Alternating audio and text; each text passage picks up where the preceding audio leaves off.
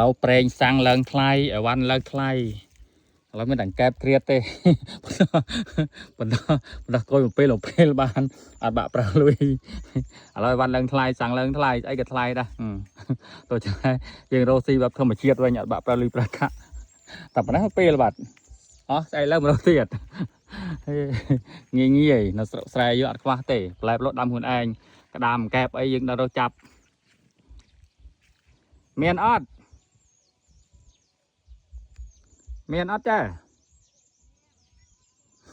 ចាប់ក្តាមមកជីកក្តាមចាប់ក្តាមกันនេះអត់បានលើកទូរស័ព្ទបងប្អូនយើងទេឥឡូវឡាយតែជីកក្តាមហើយទូរស័ព្ទ iPhone ដល់ពេលវាត្រូវក្តៅខ្លាំងយើងប្រើកាមេរ៉ាថតច្រើនអាលួតបដ ாய்